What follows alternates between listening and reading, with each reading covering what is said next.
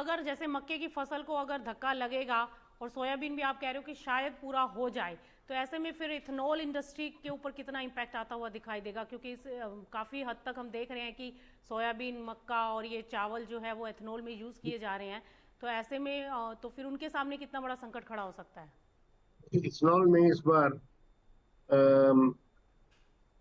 करीब 12-13 million ton चावल जा रहा हम्म। है, सॉरी, 12-13 मिलियन टन मक्का जा रहा है। ओके।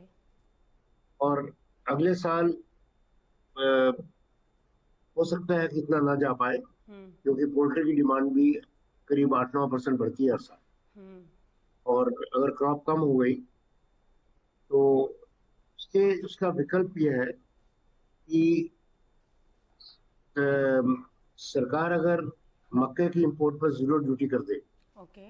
और नॉन जीएमओ ही रखे तो यूक्रेन से कुछ आ सकता है। हाँ।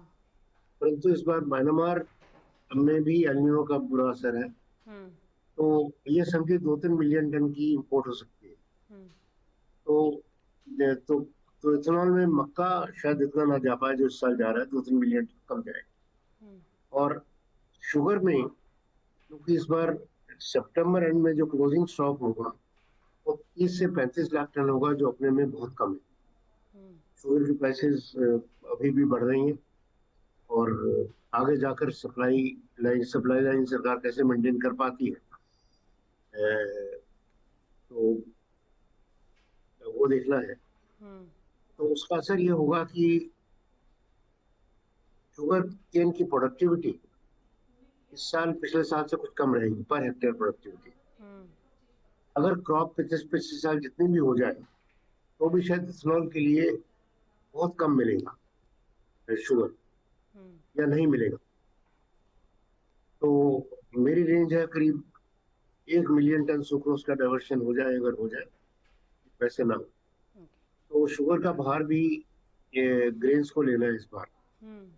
तो चावल जो इस साल 7 मिलियन टन अलॉट हुआ है 25-26 में अक्टूबर तक, वो हो सकता है कि 12-13 मिलियन टन करना पड़े सरकार को एफसीआई से। ओके। जो उनके पास काफी पर्याप्त मात्रा में है वो दे पाएंगे। हम्म। इश्यूज में आता है सब्सिडी का। हम्म। चावल में काफी बड़ी सब्सिडी है। तो परंतु इथेनॉल के प्रोग्राम को कोई असर, एडवर्स असर नहीं पड़ेगा, वो 20% मिल गया।